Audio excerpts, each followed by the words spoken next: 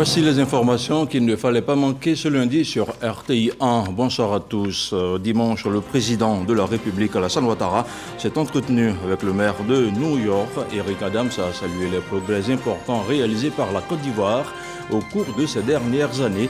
Il a souhaité le renforcement de la coopération entre notre pays et la ville dont il est le premier magistrat. À Abidjan, Temoko Mélié Koné a présidé l'ouverture des travaux du Forum des inspections générales d'État et des institutions assimilées. Les experts issus de 7 pays membres du comité directeur du Forum se sont réunis ce lundi dans notre pays. Ils ont planché sur la redynamisation de l'organisation. C'était au cours d'une réunion extraordinaire. Depuis, la lutte contre la corruption était au cœur de l'université d'été pour la bonne gouvernance 2022. À Abidjan, la rencontre visait à mettre en place un cadre de partage d'expériences et de bonnes pratiques en matière de gouvernance en Côte d'Ivoire et en Afrique. Elle était placée sous l'égide de la Commission nationale du mécanisme africain d'évaluation par les pairs. Merci de regarder RTI 1. En marge de l'Assemblée générale des Nations unies, le président de la République a rencontré hier dimanche le maire de la ville de New York. Alassane Ouattara et Eric Adams ont abordé plusieurs chapitres de la coopération entre la Côte d'Ivoire et les États-Unis. On retrouve notre envoyé spécial à New York, Awa Touré. Le maire de New York, Eric Adams, chez le président de la République, Alassane Ouattara, pour lui souhaiter bienvenue dans sa cité, comme pour saluer l'hospitalité dont il a fait l'objet lors de son séjour en Côte d'Ivoire. L'occasion aussi d'échanger sur les potentialités et les moyens de développer des partenariats équitables. It has been many years since I was in Côte d'Ivoire. J'ai visité la Côte d'Ivoire il y a quelques années. Ça a été un réel plaisir de découvrir ce pays, de voir un peu le sens de l'unité qui y prévalait. Et lorsque j'ai rencontré le président, j'ai pu réaliser le niveau de progrès que le président a fait réaliser à ce pays au bout de quelques années. Et j'estime que dans le contexte actuel où nous sommes confrontés à de nombreux défis, cela fait sens que nous renforcions nos relations, que nous puissions échanger nos expériences, que nous apprenions les uns des autres, que nous développions l'amitié entre notre pays, la Côte d'Ivoire et la cité de New York. C'est avec un plaisir renouvelé que je retrouve le président de la République et sa charmante épouse. Officiellement investi le 1er janvier 2022, Eric Adams est le deuxième maire afro-américain de New York, après David Dinkins, élu en 1989.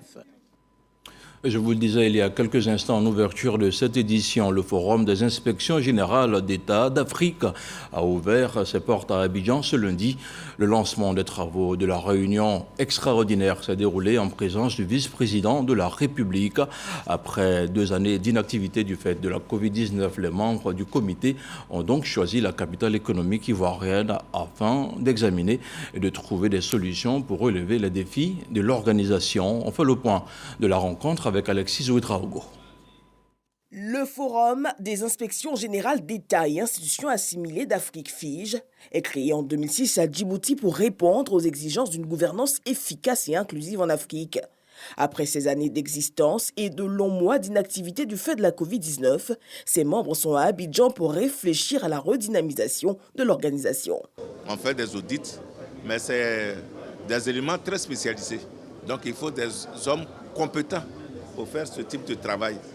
Donc le FIGE a jugé nécessaire de créer un institut de formation pour former des spécialistes en audit, en investigation, en inspection, en contrôle interne. Notre objectif, c'est que le FIGE fonctionne correctement après cette réunion. Le FIGE veut accentuer le renforcement des capacités de ses membres à travers l'IFIGE, son institut de formation dans le siège d'Ayam-Sokro. Nous avons constaté que le système dans lequel nous travaillons est en train d'évoluer. Et pour l'accompagner, nous avons décidé lors de notre dernière Assemblée générale de revoir toute la stratégie de l'IFIGE pour l'adapter à nos besoins. C'est pour ça que nous avons chargé un comité qui a fait des propositions et qui travaille en étroite collaboration avec nous. Ces propositions seront examinées par le comité directeur de l'IFIGE et seront soumises à la prochaine Assemblée générale pour pouvoir mettre en place un plan de relance et de redynamisation de l'IFIGE pour qu'ils puissent répondre aux besoins de toutes les inspections générales d'État et des inspections assimilées. Représentant le chef de l'État, le vice-président Tiemoko Mele Kone salue ce rendez-vous de la bonne gouvernance et dresse le tableau des actions et avancées de la Côte d'Ivoire dans ce secteur. Cet institut permettra de mettre à la disposition de nos États respectifs des ressources humaines compétentes. L'attente de cette noble ambition est indissociable avec la bonne gouvernance que nos États sont appelés à ériger en normes de gestion de l'action publique. Je puis donc vous assurer de tout l'intérêt que le président de la République accorde à vos travaux. Il formule, bien évidemment, le vœu que vos conclusions et recommandations contribuent à rendre davantage dynamique le Forum des inspections générales d'État et institutions assimilées d'Afrique et son institut de formation. Le FIJ compte à ce jour 27 institutions et 21 pays. La rencontre se tient en prélude, notons-le, à son assemblée générale annoncée du 17 au 19 octobre prochain à Brazzaville. Toujours à Abidjan, les lampions se sont éteints sur la première université d'été pour la bonne gouvernance, initiée par la Commission nationale du mécanisme africain d'évaluation par les pairs. Elle s'est tenue du 13 au 16 septembre dernier. Elle a également été l'occasion pour les experts de partager leurs expériences et d'échanger sur les effets néfastes de la corruption sur le continent. Issa Jonayo.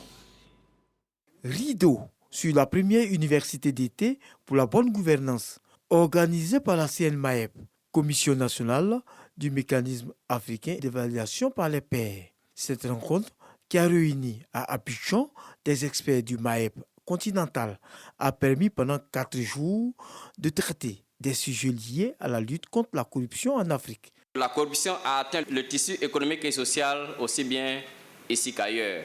La corruption constitue ce qu'on appelle une question transversale, c'est-à-dire des questions qui sont communes à tous les États qui ont été évalués par le mécanisme africain d'évaluation par les pairs. Ce que nous avons vu aujourd'hui, c'est un début de prise de conscience. Redevabilité dans la gestion des finances publiques, corruption dans le concours administratif, corruption et blanchiment des capitaux et bien d'autres sujets liés à la bonne gouvernance ont fait l'objet d'échanges au cours de cette université d'été. Dans l'ancienne loi organique, il n'y avait pas de rapport annuel de performance qui se produisait à l'issue de la gestion budgétaire.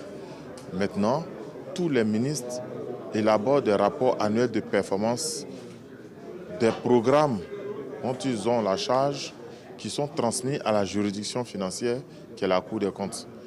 Il y a là une avancée très marquante. Comment j'ai fait pour réussir un concours? Quand on se pose ces questions élémentaires, on se met au travail et pour obtenir ce qu'on appelle la formation. Je crois que notre panel sur les concours administratifs l'a suffisamment démontré avec le propos du représentant de l'ENA. Il faut déjà se former. La formation, c'est essentiel, c'est important de former. Et il ne faut pas considérer que les gens sont de mauvaise foi. Il faut considérer que les actions peuvent être liées à un déficit de formation. Représentant la ministre d'État, ministre des Affaires étrangères et de l'intégration africaine, à la cérémonie de clôture, Kouyaté Abdoulaye a réitéré l'attachement du gouvernement à la bonne gouvernance. Nous pouvons présager de la pertinence des données qui en sortiront, vu la qualité des experts qui se sont retrouvés ici à cette occasion. Pour notre part, nous pouvons promettre de nous en inspirer parce que vos résolutions seront les baromètres, n'est-ce pas, de la gouvernance ivoirienne. Au terme de cette rencontre en terre ivoirienne, les représentants du MAEP Afrique ont pris l'engagement d'institutionnaliser cette université d'été dans le lot de leurs activités. On parle maintenant de transport avec le ministre Amadou Kone qui était en mission dans le nord du pays à Ferkessédougou et à Korogo. Il a échangé avec les différents acteurs des régions du Tchologo et du Poro. Au cœur des échanges, les réformes menées pour la modernisation des transports dans notre pays. Kader Sogodogo. Salle de réunion de la préfecture de Ferkessédougou. Les acteurs du transport de la région du Tchologo sont autour de leur ministre. Amadou Kone présente à la nouvelle vision que le chef de l'État a pour les transports en Côte d'Ivoire. Des réformes pour mettre le cap sur la modernisation. Route neuve, permis de conduire, renouvellement du parc auto, formation des acteurs, le renouveau de l'univers des transports est expliqué et ils sont invités à s'y inscrire. Il y a des investissements importants qui sont faits dans le pays au profit des transporteurs, mais aussi des investissements importants donc dans le Tchologo. Ils devront s'organiser parce que ce que nous sommes en train de faire, c'est que vous avez vu le port sec, donc qui va créer des opportunités, notamment pour les transporteurs de marchandises. Donc il était important pour eux qu'on leur parle du projet, qu'on leur demande de commencer à s'organiser pour tirer tout le profit donc, de cet important investissement qui est fait et qui sera une réalité dans 2 ans. Et puis profiter de l'occasion pour les exhorter à plus de professionnalisme.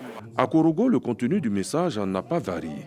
Les acteurs de la région du Poro, réunis à la préfecture, ont suivi avec beaucoup d'intérêt le message livré par le ministre des Transports, Amadou Kone. D'un point de vue général, cela représente une opportunité réelle. Les transporteurs, que ce soit du Tchologo, que ce soit de la Bagoué, que ce soit du Poro, sont heureux aujourd'hui de cette démarche du ministre qui permet toute démarche aujourd'hui du gouvernement à travers le ministère des Transports ou d'autres ministères techniques qui visent à professionnaliser le secteur du transport, qui vise à tout mettre en œuvre pour que le transporteur puisse rentabiliser son affaire, puisse avoir retour sur investissement. Nous disons que ces démarches sont vraiment les bienvenues. Les délégués présents ont promis relayer le message dans tous les hameaux du Tchologo et du Poro. En regardant maintenant le point de la situation de la Covid-19.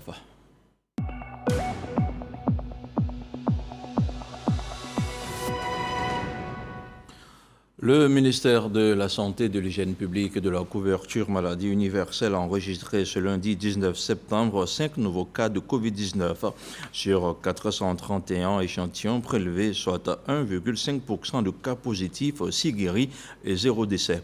À la date du 19 septembre, la Côte d'Ivoire compte donc 87 036 cas confirmés, dont 86 164 personnes guéries, 822 décès et 50 cas actifs. Le nombre total d'échantillons est d'1 623 073. Le 18 septembre 2022, 5 321 doses de vaccins ont été administrées, soit un total de 18 629 613 doses du 1er mars 2021.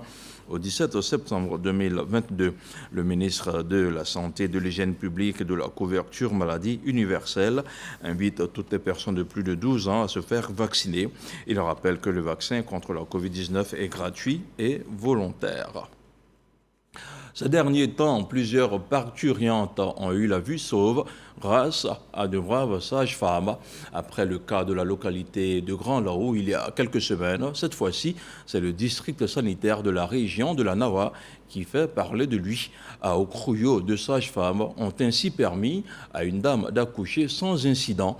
Et pour saluer leur mérite et leur conscience professionnelle, les 2 agents de santé ont reçu leurs félicitations de la part de leur ministère de tutelle. Le compte-rendu de Frédéric Oulaï.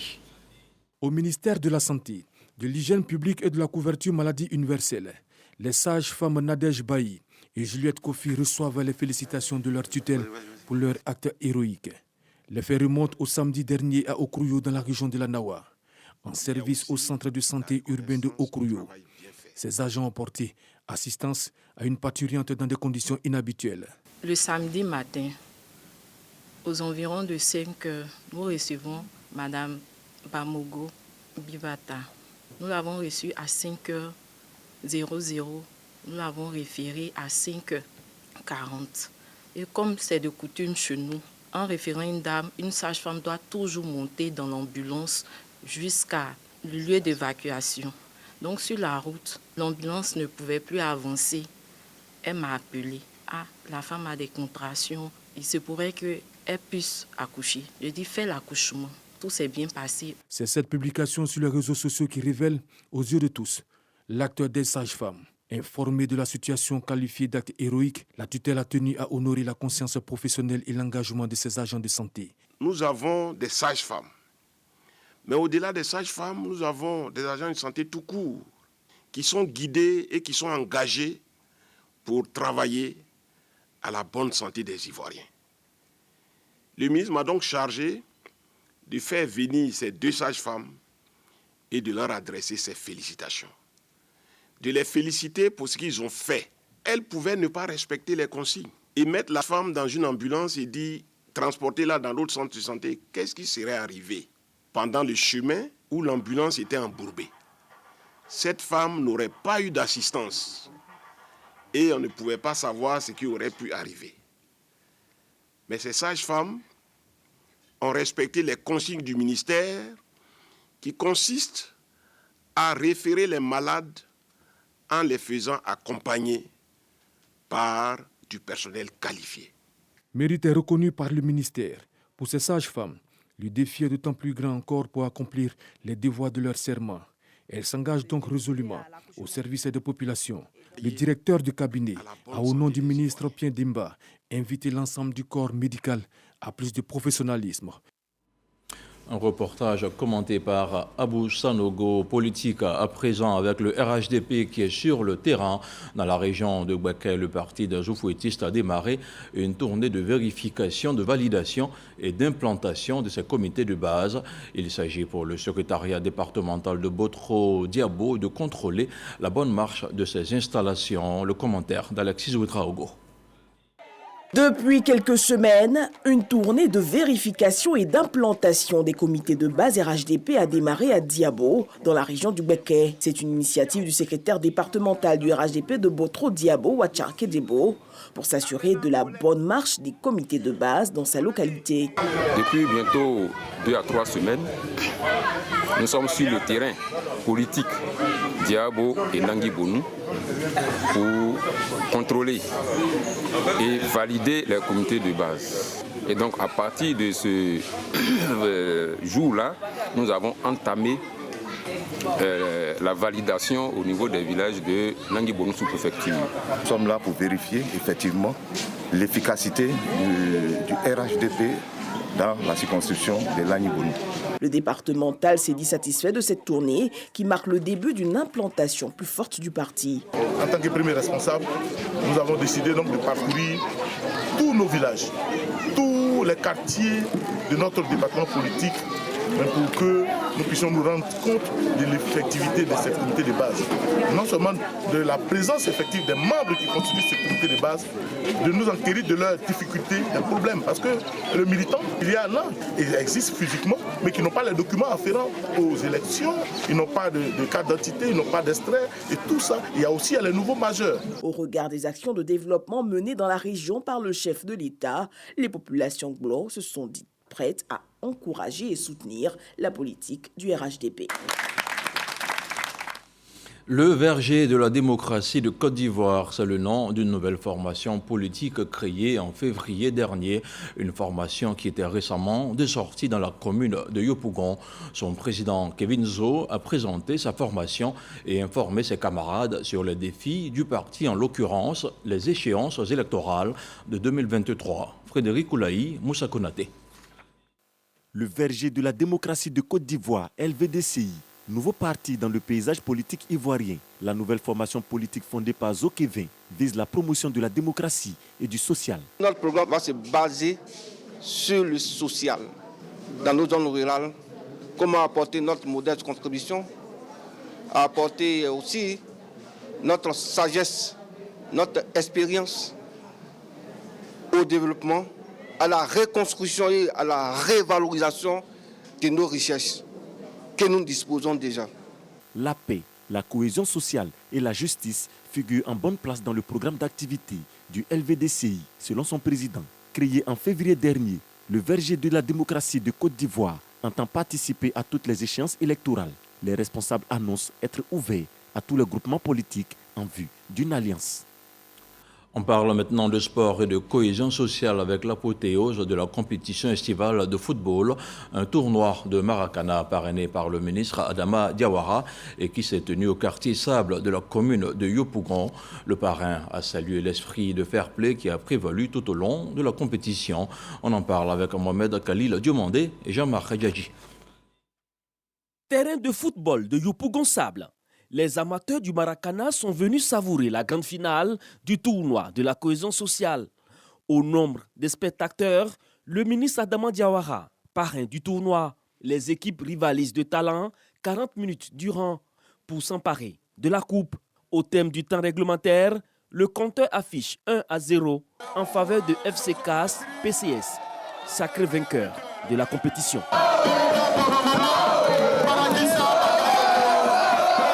On remercie beaucoup le ministre pour ce tournoi. Vraiment, ça nous a fait plaisir quand on s'est bien amusé pendant ces vacances. Et on espère les années à venir qu'il va toujours nous soutenir. Malgré la défaite, nous nous sommes épanouis pendant les vacances. Ce tournoi a permis que nous soyons encore plus en harmonie dans le quartier et j'espère que ça continuera. Toutes les couches se sont retrouvées et nous avons partagé ce moment ensemble tout le long des vacances. Le ministre nous a pris en charge cette année et vraiment nous sommes honorés. S'unir et fraterniser par le football, le but ultime du tournoi de la cohésion sociale.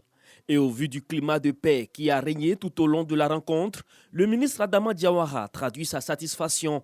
Il exhorte les jeunes à poursuivre dans cette dynamique. Tous les jeunes ont communié autour du ballon rond sans aucune distinction, en faisant fi de toutes les barrières politiques. Et c'est ce qu'on demande à la jeunesse. Je demande à ces jeunes-là d'être et de demeurer des vecteurs de paix, de cohésion sociale, d'union, de fraternité et de solidarité. Ces valeurs si chères au président de la République, son Excellence M. Alassane Ouattara, valeurs sans lesquelles aucun développement n'est possible. Une enveloppe de 500 000 francs CFA et le trophée Adama Diawara remis au vainqueur du tournoi.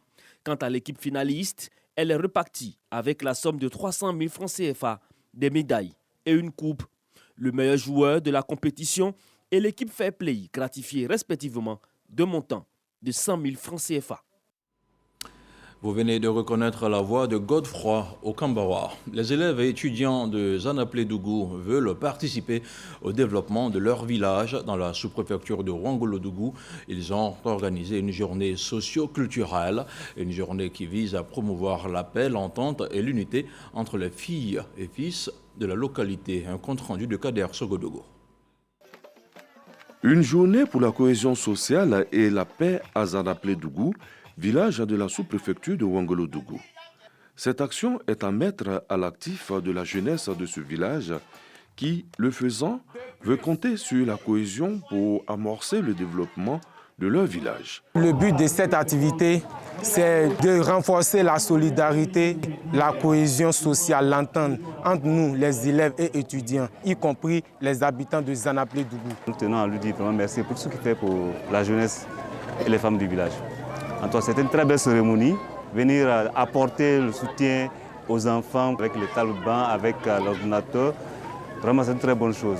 Drissa Traoré, député de Ouangolo-Dougou, parrain de la cérémonie, salue cette prise de conscience de sa jeunesse et réitère son soutien à toute action de développement et de consolidation de la paix. Il n'y a pas d'autre chose qui vaut la cohésion. Et je peux vous rassurer, toutefois qu'il s'agira de la cohésion et de vivre ensemble, je serai à ce rendez-vous. Nous avons besoin de soutenir le chef de l'État, son Excellence Alassane Ouattara. Pour nos jeunes, je leur dis de travailler, de regarder dans le bon sens, de respecter les parents, de se conduire bien à l'école. La journée socio-culturelle de Zanaplé-Dougou avait pour thème « Tous unis pour le développement des Zanaplé-Dougou ». Plusieurs activités et remises de dons ont meublé cette cérémonie. Un mot d'éducation à présent avec les épreuves écrites du concours de professeurs d'art plastique et de musique de lycée et collège de Côte d'Ivoire qui ont démarré ce lundi à l'INSAC.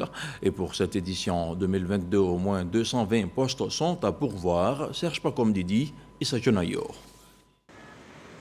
Les épreuves de la session 2022 du concours de recrutement des professeurs de musique et d'art plastique des lycées et collèges de Côte d'Ivoire lancées. Environ 1000 étudiants du Centre de formation pédagogique pour les arts et la culture de l'INSAC, Institut national supérieur des arts et de l'action culturelle, composent depuis ce lundi. Le concours a démarré par l'épreuve de français. Les épreuves sont abordables. Je pense qu'on peut s'en sortir avec un peu de chance. Je trouve que le sujet il est abordable. En toute chose que par la volonté de Dieu, voilà, on puisse vraiment donner ce que nous avons de nous-mêmes. Au total, 220 postes sont disponibles pour cette session 2022. Les partenaires de ce concours, le ministère de l'Éducation nationale, la direction de la fonction publique et le ministère de la Culture et de la francophonie sont venus s'assurer du bon déroulement des compositions.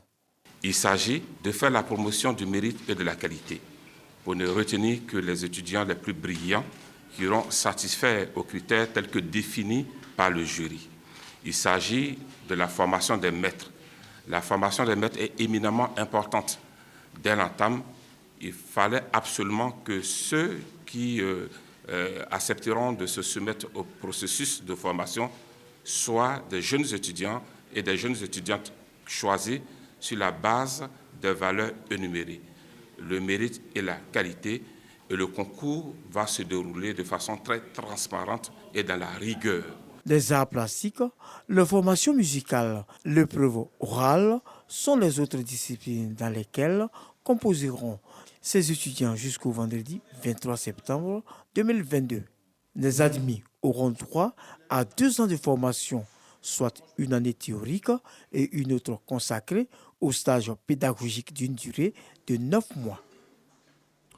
Les vainqueurs de l'émission de vacances de Télé Bouaké sont connus. Il s'agit de Succès Group de la localité de Ngata Dolikro au centre culturel Jakaka. Ils ont su convaincre les membres du jury de par la qualité de leurs prestations. Une correspondance de Soro Corona. Apothéose de la 2e édition de l'émission des vacances Il était une fois de TV Bouaké. Avec 12 groupes retenus pour les manches éliminatoires, seulement 4 ont pu accéder à la finale. Poto Katio de Katula, Areba d'Atekoubé, Succès Groupe de Ngata Dolikro et Famille Bonheur de Bouaké.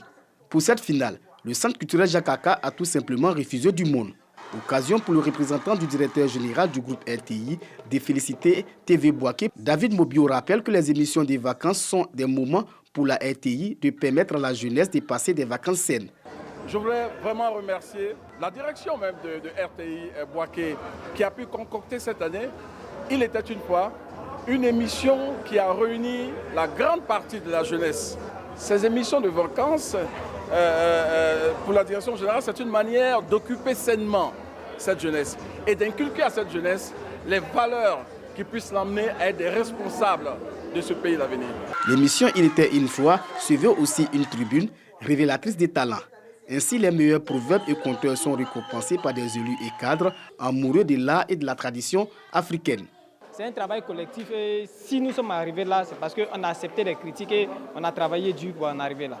Le proverbe est comme les citations que nous avons en Occident.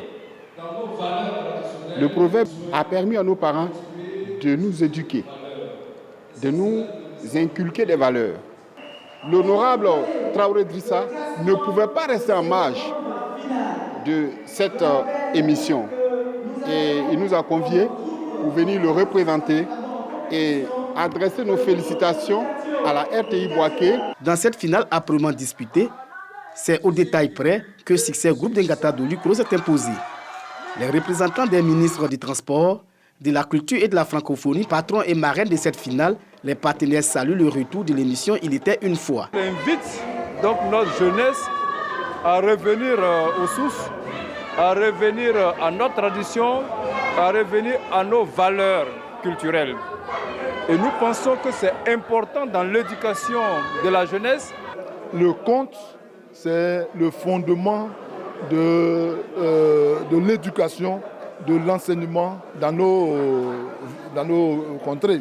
Amour et pardon, thème du concours Il était une fois, édition 2022.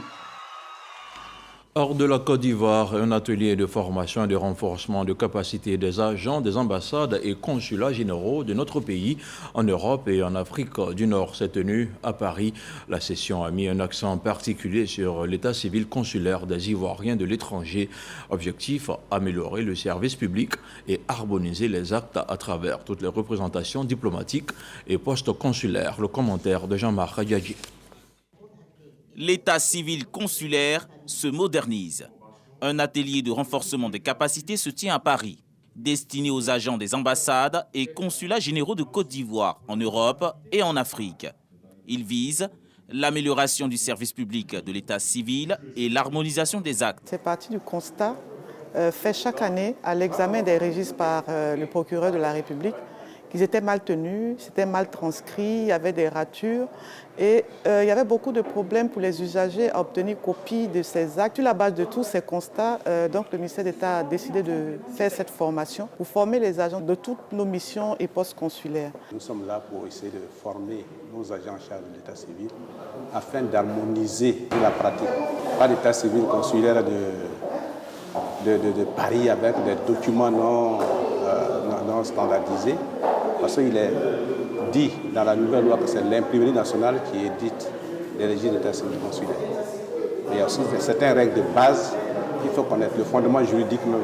Le gouvernement, à travers le ministère d'État, ministère des Affaires étrangères, de l'intégration africaine et de la diaspora, marque ainsi l'urgence et l'importance de cette démarche, au vu de l'augmentation considérable des dossiers relatifs à l'état civil des Ivoiriens de l'étranger. C'est une réunion importante, c'est pour cela que nous sommes très honorés d'accueillir cette réunion qui va aussi nous permettre de mutualiser, de voir ensemble l'ensemble des difficultés que nous rencontrons et quelles sont les solutions que nous pouvons apporter à l'ensemble de ces difficultés, et puis surtout avec la supervision à la fois de la Direction générale des affaires juridiques consulaires de l'état civil, mais également du ministère de la Justice, garde des Sceaux, ce qui permet qu'il y ait une meilleure collaboration dans le traitement de l'ensemble des actes d'état civil.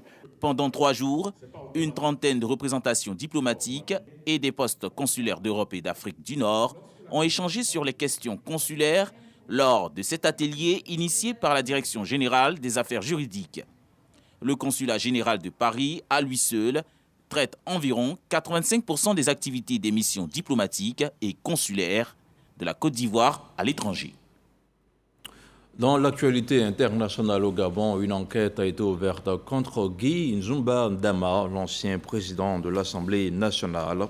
Le chef de file du parti d'opposition, les démocrates, a été arrêté samedi dernier lors d'un contrôle douanier alors qu'il revenait du Congo-Brazzaville. Les gendarmes gabonais ont retrouvé dans ses affaires la somme d'1,19 milliard de francs CFA. En Angleterre, la dépouille la reine rejoint donc celle de son époux Philippe, mort en 2021 dans le mémorial George VI de la chapelle Saint-Georges du Château. La reine Elisabeth II a été inhumée au château de Windsor, dernière étape d'une journée de funérailles monumentale. On marque un arrêt, le temps de vous souhaiter une agréable soirée sur RTI 1. Bonsoir et à demain.